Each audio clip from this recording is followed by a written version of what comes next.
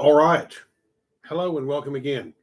I'm going to turn this camera off as I talk because I'm eating a phenomenal barbecue sandwich that I made as the day got away from me. The days are getting longer and I've lost track of what I'm doing. And it's a beautiful Sunday up here in northern Minnesota. And I, at the last moment, realized it's Sunday. It's time to do something.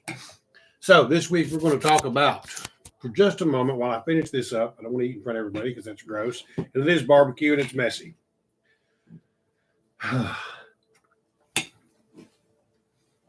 Which brings me to my first point. Temptation. I'm sure everybody's going to have an opinion about me turning off the camera. Sorry, guys. Life is hard. It's harder if you're stupid. Today I've been stupid.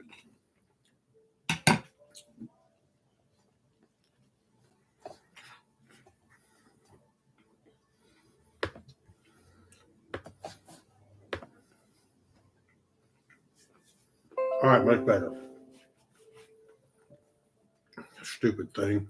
My computer's trying to update all kinds of damn nonsense, and I'm not having it. Not having it.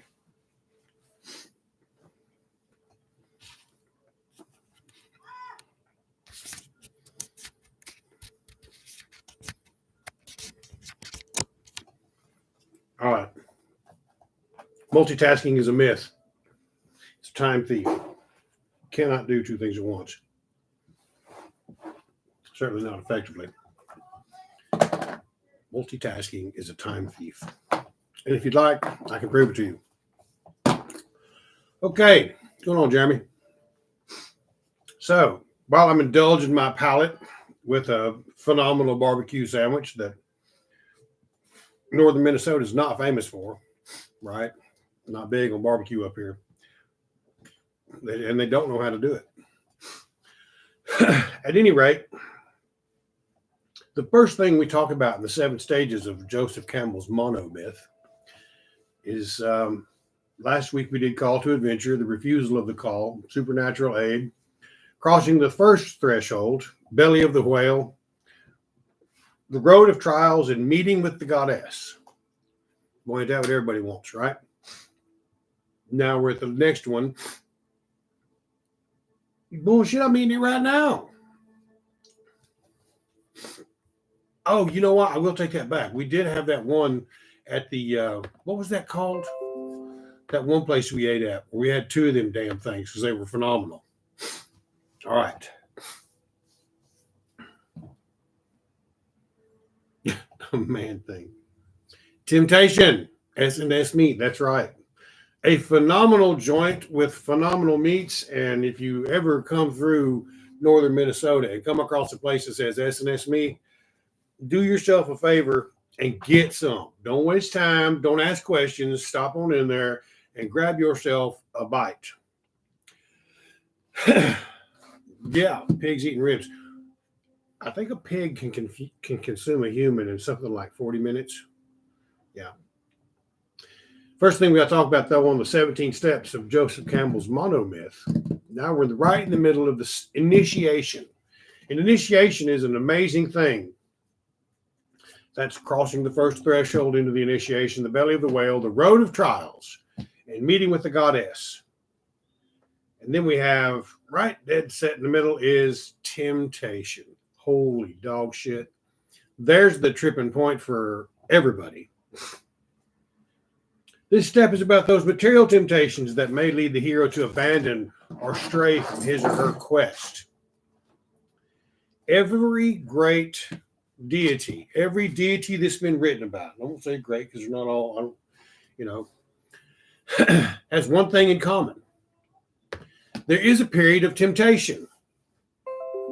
The devil is trying to temptate Jesus Christ. Buddha was tempted. Everyone is tempted. Everyone gets some kind of temptation thrown in their face, and here we go. Something to lead us away from our quest. Do you know what passes for temptation in today's world? And it happens. Social media is the great corrosive poison to all of this, is righteous indignation. We can be on a path of growth, of development, and we will notice something along the way, like a shiny rock in the trail. And pretty soon, all of our attention is focused on that shiny rock because we're going to get that there. I am anyway. If I see a shiny rock on the trail, I'm grabbing the fucking thing, right? It's a temptation, isn't it? What does it do? It pulls me off my path. It changes my direction. It changes the momentum I'm engaged in. It changes all kinds of bullshit. What happens when somebody gets butthurt on social media? Why, they absolutely know they're right, and these people don't know what they're talking about, right? Right, same thing.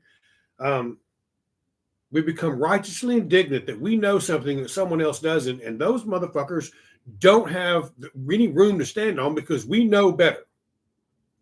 And they become righteously indignant. The manifestation of that is really sound and perfected within the heathen community.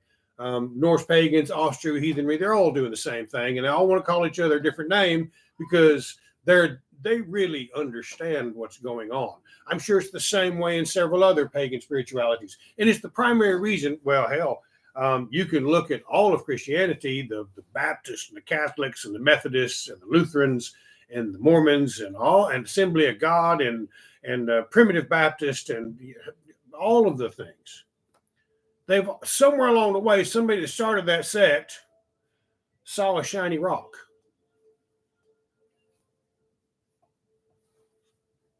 Exactly. Ask me. I'll tell you exactly what to be mad about. I'm the wellspring from which you flow. That's what you get for asking that question. At any rate, all of those ministers at some point saw a shiny rock that represented to them something that was heretofore unknown. It represented an idea or concept or some small change, twist of the beginning of a phrase, the turning of a set of words, the perspective from which one might view what we're really looking at. And in that, they found a new path. And they took others with them. Does it lead anywhere? Well, for them, it all leads to heaven. But does it lead to a better life? For the Mormons, they kind of stick together. I don't know so much about us, though. Yeah, Odinist. And the very term Odinist bothers me. That's just substituting Yahweh for Odin. It's one deity. I'm Odinist, and I understand. It's just a way for people to feel unique or special within their spirituality. It's a temptation. It's a denigration of the and the misunderstanding of the power of the mind and what it will do to pull you off a path or your ego, which is why I very much hold them to be two distinct, separate entities within who we are. The ego will have us embrace such radical ideas that make us special. We really understand. I understand this idea, or I understand this concept, or I believe that my spiritual development should be centered around this social issue or that social issue or whatever commentary. That way I have diligent proof with which I can tell someone that my spirituality works because I believe in a social issue, or I've decided to call it this instead of that, or I've decided to do this instead of that, or I don't want to read his books because I want to read these books because they agree with what I think and not so much with what he thinks because he's asking me to change. He's not asking me to change. Temptation is not an easily recognizable thing. Yeah, there's plenty of temptation and alcohol, drugs, pussy, food, whatever, sex, whatever you want to do. There's lots of temptation with all of that. Exactly. And even at that, and those are the things we're cognizantly aware of because how? Because our former Christian paths told us those were temptations of the flesh. But as with much of the Christian doctrine, it has been misinterpreted. The idea that Paul put forth with deny yourself is not except mine because I have a show and a book.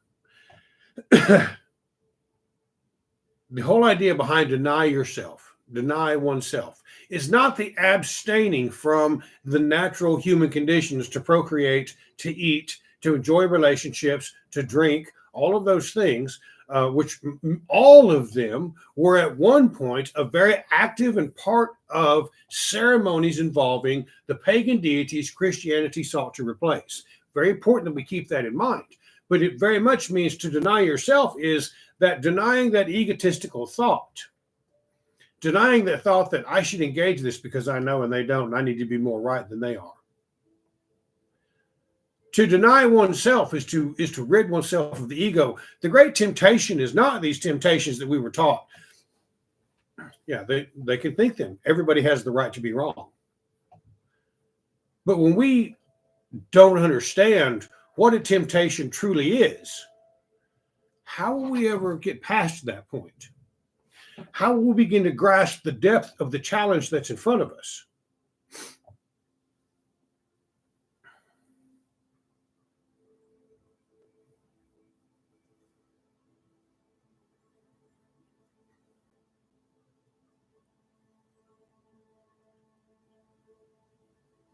With regards to the division created, that's a very good comment. Odin and his brothers divided Ymir. Division creates life. Unity, Ymir destroys it. I think you have the cart in front of the horse, though. I think that's a very intelligent observation. I think that is phenomenal. I immediately go to cellular mitosis and growth. The very growth of how things develop and grow is the cells split and develop and replicate in all manner of life, molds and spores and fungus and the human body and the animal kingdom and the plant world. All over the world divides from one to grow. What an interesting observation that it would be in a mythology and that our ancestors might pick up on that. The return of all that together is fertilizer for the next round, not necessarily the destruction of it. That's a very good point. But with regards to our spiritual journey, with regards to our ability to move forward in life, our temptation to fall into these kinds of things take us off our path. This is very much why I talk about that. The whole idea that we can be pulled off course by the idea that we must be right because we know. That right there was something I had never considered. I've got to think about that and analyze that. I've got to take a good look at that. That's a phenomenal observation. Why would I want to argue that? Why would I want to? So if I want to get upset about that comment and say, well, no, you're absolutely wrong because I'm Bryan Wilton, that does nobody any good. That doesn't do a bit of good for anybody here. But if we sit there and say, hey, you know what? Let's take a look at that because there's something really interesting there. I have found that in most of the mythologies, and I wrote a book about it, I think called Blind in One Eye, that there's a lot of principles just like that one that are present in our mythologies that are amazing to consider the possibilities of what we might have inherited and gone through kind of a dark age. Now it's being dusted off again. Who knows what the distant past held? If you look at any of the current research at Göbekli Tepe and Karahan Tepe, they are finding some very amazing things, and it just keeps getting older, as Graham Hancock says. So temptation is one of the things we got to be aware of. And the temptation to shoot ourselves in the foot comes from our own thought process. It comes from our idea that I need to be right so I can be important. Think about what that says. I need to be right so I can maintain my mental image of how important that I am. That's a real thing to think about. One of the things that alcoholics struggle with the most when they try to get sober is this very thing. When you're sitting at a bar stool in the middle of a bar and you're talking and you're just talking bullshit, you're drunk. I used to do all this and I could do this and I had 6 figures and I've done this and that and everything. Oh yeah, I know all about that. When you sober up, that's gone. So the thought process is that everyone in that bar understands how important that you are and that you know these things when really they're laughing at you behind your back and they know you're full of shit. And then when you get sober and start to step outside of that, then all the realization comes to mind. I'm really not that important. I'm just a man trying to live life. Where did I get the idea that I needed to be that important? Where did that come from that I felt like I had to lie, cheat, steal, and create this behavior. Because we have to be honest about one thing is that when you are living an alcoholic life like that or strung out on drugs, your path is very much deviated from what the course probably should be. And we look in amazement at individuals that maintain the status quo and run through the course and build great businesses and are successful in their jobs and have happy families and loving wives and educations. And we're looking at them going, where did I? The temptation begins right there. That path, the monomyth, is a representation of the path all of us are on. The next one we got to step into is the atonement with the Father. In this step, the person must confront and be initiated by whatever holds the ultimate power in his or her life. In many myths and stories, this is the father or a father figure who has life and death power. This is the center point of the journey, the atonement with the Father. I don't know that I ever made atonement with my father before he died. I never got to go through all that. So I've had to do it on my own. And I'm probably woefully unqualified to talk about it. What's going on? So, atonement with the Father, that individual that is the ultimate power of spirituality in your life, that has the power over life or death, is one of those journeys I suspect I would probably need to follow your lead on. I have a lot to learn in that regard. So, having said all that, and the things that I've had to work through, continue to work through on it, I look forward to the feedback. I look forward to the welcome observations and thank you, and all of the victories that we have achieved in dealing with that. The deal with fathers and sons is always a difficult one. It's always a very challenging one. It's always misunderstood. The next one we go to is apostasis. Now, when someone dies a physical death or dies to the self to live in spirit, he or she moves beyond the pairs of opposites to a state of divine knowledge, love, compassion, and bliss. This is when we begin to lose the fear of death. And one of the things that Christianity did in the Christianization of our Lord was creating a fear of the afterlife. It was creating that idea that whatever goes beyond is something that our God has done victory over, that you no longer need to fear death. Here's this story. Your grandparents knew a different story, but this is the story that's being told now, but we have victory over that. If you read carefully at Beowulf or some of the other, even the Arthurian legends, it is a tale that is a selling point for the power of Christianity, the one true God, for these ancient kings to step away from these ancient pagan ways into a new way of life. Apostasis. In itself, it created the opposite, in which so many people live fear. They bend the knee and pray for forgiveness of sin. Our path was much different for our ancestors. For the hero himself, for Hercules, great loss. For same thing with Thor, same thing with Odin, great loss. Self-sacrifice, to hang on the tree until nearly dead. The sacrifice of the ego. I pierced myself. I pierced by, I can't even think of it now. Pierced in the side. I sacrificed myself to myself. When we get through that temptation, we make that atonement with the Father, there is a great understanding that the ego that pulled us off that path is the kind of thing that can die, so that who we truly are, the energy behind the mask, might be able to become something more than we dreamed possible. Such a high-minded ideal. And why would everyone just seeking to want to live life need to truly embrace something like that? Truth be told, it's a piecemeal kind of operation. It's a daily change of ideas. It's a daily understanding of putting ourselves in the place. And it's the development of a new pattern of understanding these things and being able to make that decision that, you know what, That's not really that important to me. That does not deserve all the space in my head that I'm giving it. Something very simple.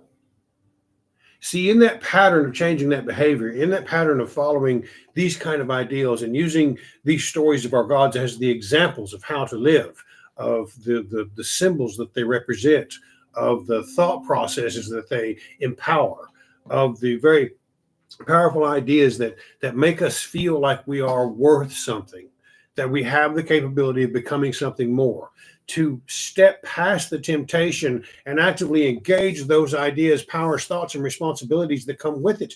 There is something that now we can atone with the Father of, I am becoming the man I'm supposed to become. I am making this difference between living a life of worth and the spiritual death of the person that sits on the bar stool and does nothing.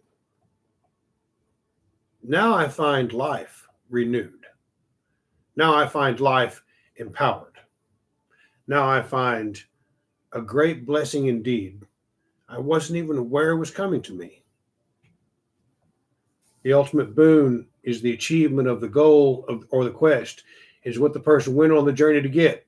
All the previous steps serve to prepare and purify the person for this step.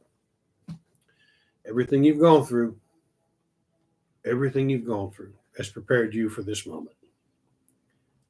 And we make decisions on a daily basis that move us up or down the great tree of Yggdrasil. Right? We either ascend and move up, or we make decisions that keep us closer to the ground. One is not good and one is not bad. This simply is. We move up to a higher cerebral state of thought and passions and ideas that elevate our thought process, or we go closer to the earth and connect with our ancestors and the passions and the energies that thrive there that allow us to love and empower and to fight, to strive greatly and try again. The recognition of that boon in our lives with regards to how our spirituality has empowered us is the ultimate boon. And all of these are there you go. There you go. All of these steps, to pierce by myself, to be at both outside and within, to see both ways, inward and outward, that opening of your eyes. And see, that's when we sacrifice ourselves to ourselves and we rid ourselves of the thought processes that empower the ego, and the flip side of that, the victim mentality. We really do begin to see life in a different light. In a different light. These ideas of anxiety and depression, and that we cling to, and anger. For myself, when I get tired, I get angry. I will use it as energy. It's a pattern I have had most of my life, just to get mad and keep going forward because I'm tired.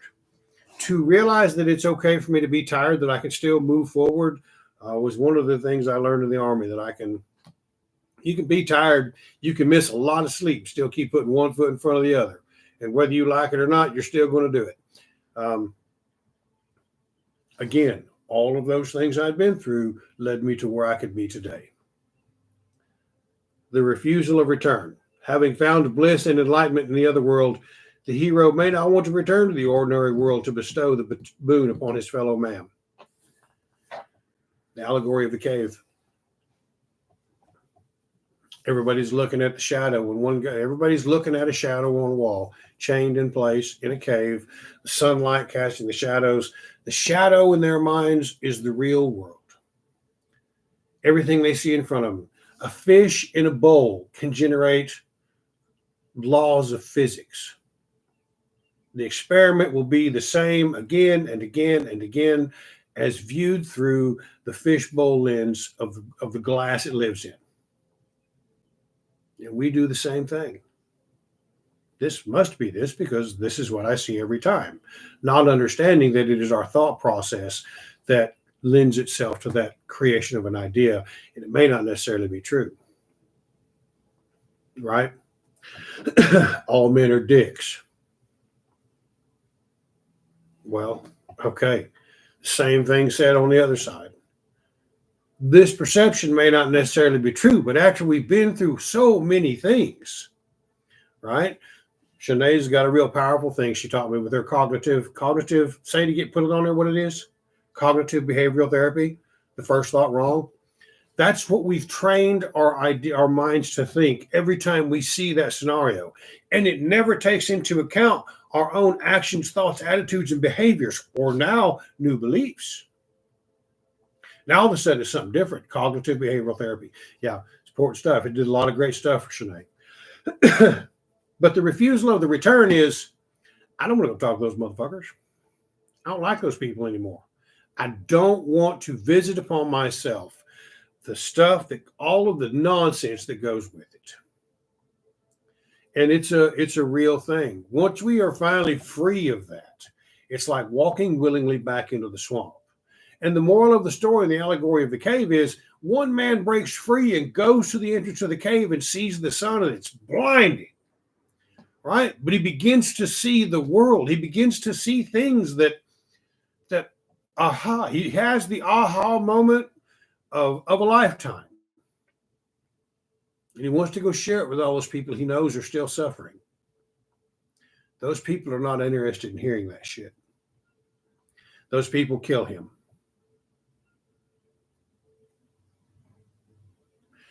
And that's the truth of the matter. Whenever we go to make such great changes in our lives, we've all been laughed at because we decided to follow the old ways, to raise a horn to Odin and Thor and Freya and Frigga. Someone has made a smart-ass comment about it. Oh, you like comics, huh? Oh, isn't that kind of make-believe? Oh, you watch Vikings, huh? Particularly frustrating with those of us started it before that bullshit.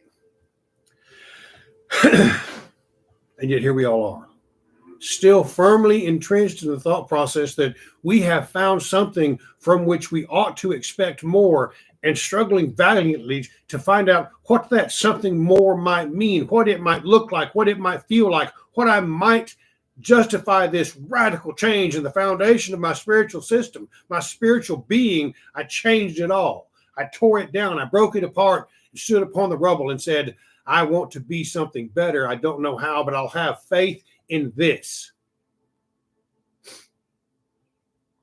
That's exactly it. I don't want to think. That's why this is called the hero's journey.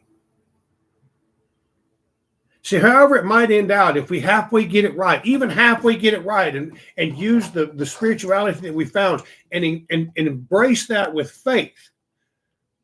The Bible says if I have the faith of a mustard seed, I can move a fucking mountain. That does not change with regards to how we embrace this faith. That probably is a law. What effect will that have on our descendants and their ability to be free in a world that is more and more designed to keep us in some kind of control?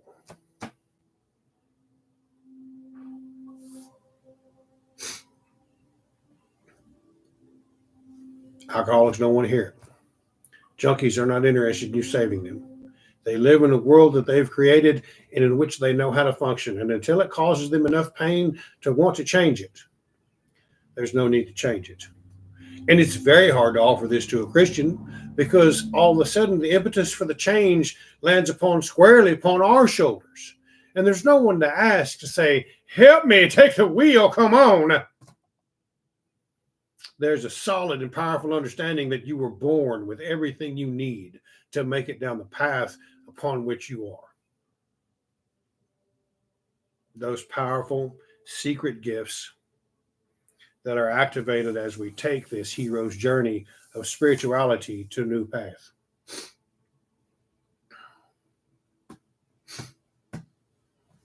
It's true. It's true. We stumble upon this path. I showed up because of a dream. I was homeless. I was going to church. I was anticipating becoming a minister, going on a mission trip to La Granada, Haiti. Fucking drill water wells on an island in the Caribbean because these motherfuckers couldn't do it. And I had a dream one night that I was sitting at a table, and the table was about this high. I wasn't big enough to sit at the table. That's an important thing. To my left was an individual I perceived as Thor, and to his left was an individual I perceived as Odin. And we raised a horn. We said, "Hail Odin." Now, this is one of those Cecil B. DeMille epic lifelike dreams. And I looked over my right shoulder, and there was a soldier walking out of the desert. And he said, "Are you sure you want to do this?" And I turned around and I raised the horn again. We said, "Hail Odin." And I looked over my right shoulder, and he was closer this time. He said, "Are you sure you want to do this?" And we did it a third time, and I never looked back, and I haven't looked back. I'm 53 now. I was 38 when that happened. So so I was a folk builder and a Gothi for the AFA for a few years. And we would interview everybody that applied. And I would ask them, "Well, what brought you here?" Some of them found it in prison. But there was an amazing percentage of them that had a dream of some kind that said, "I don't know what it was, but I decided to look it up." The next morning, I went downstairs and looked it up and found, holy shit, there's people that really do this. So how we show up here is important. But the legitimate, yeah, you see, exactly. And see, that's the other thing too. We found it at a point in our life where we had nothing left to lose. I was living in my truck at the time. I'd lost everything. The only reason I was going to church because I would sit in the back row. I didn't have that $1,000 seed of faith donation to make, and I sat back there and cried like a bitch because I'd lost everything. I was nothing. I was worthless. All the things, right? Nobody goes knocking on the doors of any church because everything's fucking going good in their life. Well, there wasn't nobody there to shake my fucking hand because I didn't have the latest jeans from the buckle. They were not bedazzled properly.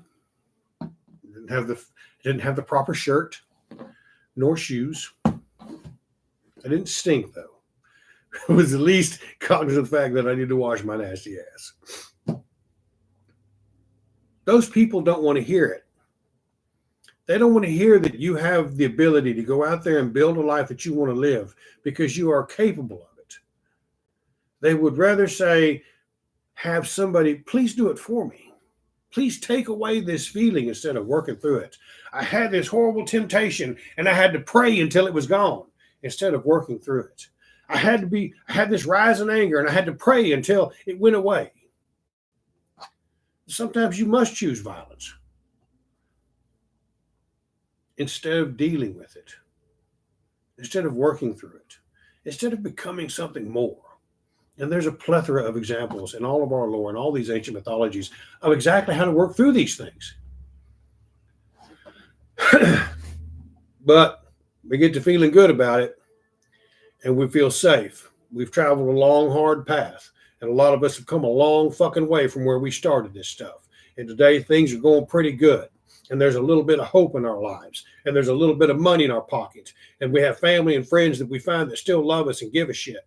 And we're not willing to risk that so we can go tell some motherfucker that might well stab me or make fun of me. And then I'm going to have to slap him. And then it's going to get bad. Or to go out there and find somebody that the only reason they're following it is to justify their excesses of personality and behavior instead of making changes to become something better. And I know what that's like because I have celebrated those excesses of my personality. It is a constant thing that I work on to be better, to be a man of worth.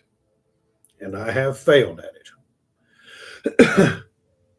No, I don't want to share it with them. But I will talk about it. And I will put it out here for everyone to hear. And those that wish to join along, let's see where we go. The magic flight. Sometimes the hero must escape with the boon. This can be just as adventurous and dangerous as returning from the journey as it was to go on it.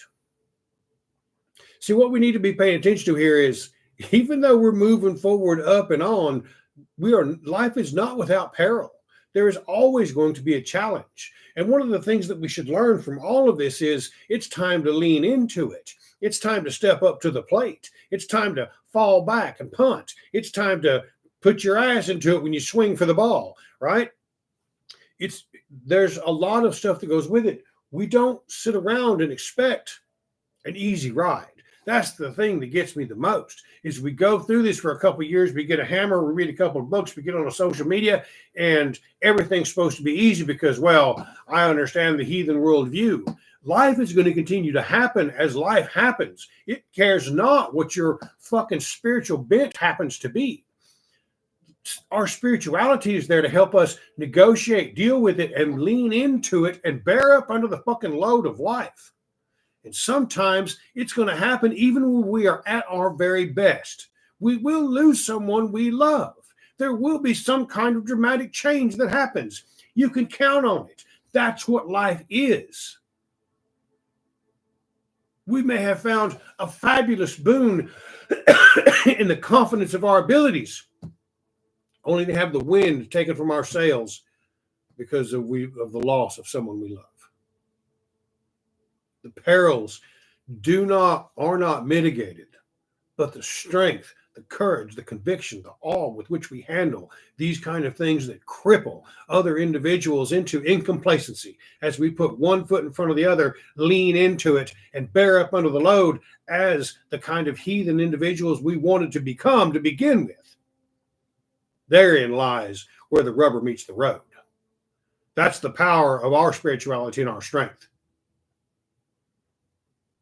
And if we stumble, if we falter, yes, we do have help. And it'll come from those men and women who are around us who are on the same fucking path. And that's where it's at. That we should be grateful for. Rescue from without. Oftentimes, the hero needs a powerful guide to bring them back to everyday life, especially if the person who has been wounded or weakened by the experience.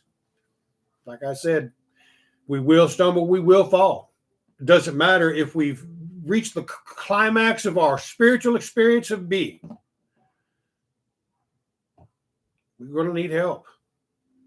And we find it in the people we associate with, and that they're on the same path that we are. And that we can trust and honor and deal with each other in an integrity, with some kind of integrity, some kind of honesty. What I say is what I fucking mean. You need some help? I got you. That's the real power of our spirituality. And the belief that if we offer and make sacrifice and say our prayer, that there is something else out there that pays attention to us. Now, they may not come down on golden light riding a horse, with spear in hand to help us win the battle, though it's said that they have. It might simply be a gentle reminder that, I do come from great stock. I can handle this. Crossing the return threshold, retaining the wisdom gained on the quest, integrating that wisdom into a human life, and possibly sharing the wisdom with the rest of the world. The things that we believe are 180 degrees from what the rest of the world thinks.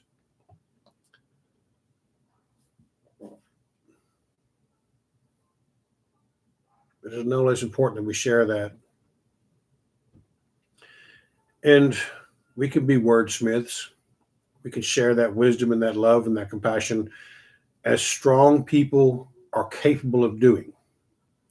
Weak people have no ability to do this.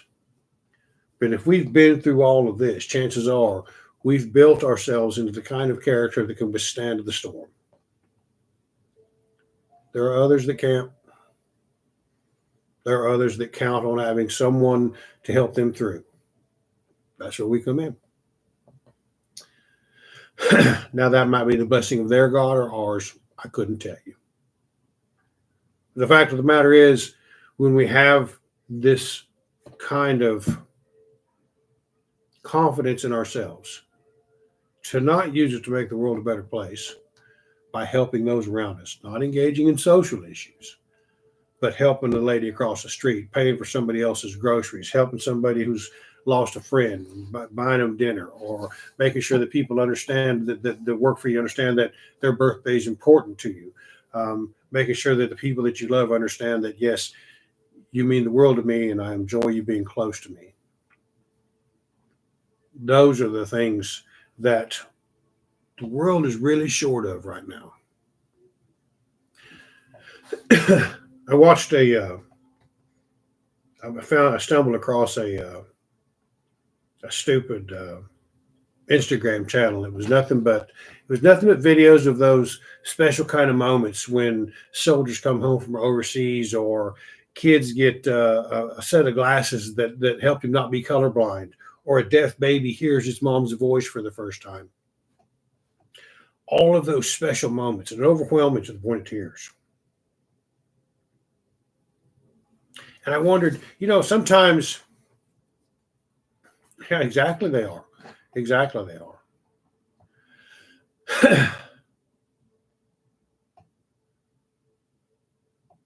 Those special moments, some of us that have been rougher on ourselves than others, if we look back over it, I think sometimes there's a tendency to realize I didn't have very many of those.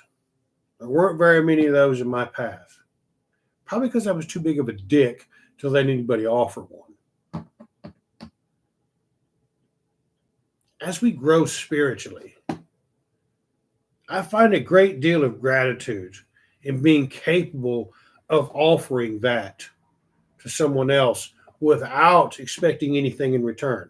And I'll tell you, when you do that kind of stuff and don't expect anything in return, people have no idea what to think of you. People are at a loss as to how to act to that.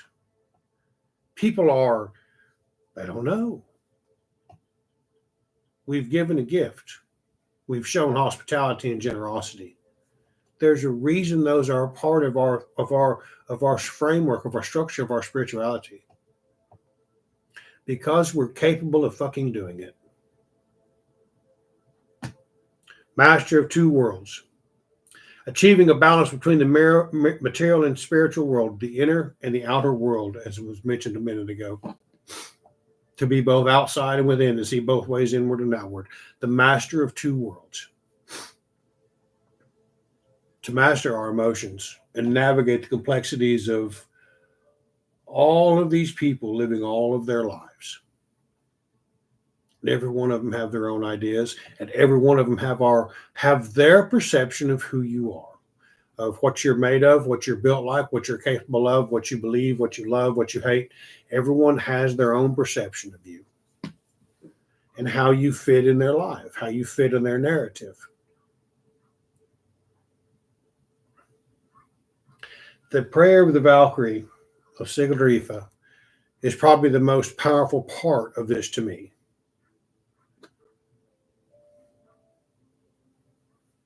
Hail the day, hail the sons of day, hail the night and her daughter now. Look on us now with loving eyes that waiting we victory win. Hail ye gods, ye goddesses, hail and all the generous earth. Grant to us wisdom, goodly speech, and healing hands lifelong. Imagine if we were capable of that, if we were master of two worlds. That waiting we victory win. She had a long wait until a man showed up that was capable of crossing the fire of the threshold of who she was, of cutting away the shield that secured her from the rest of the world.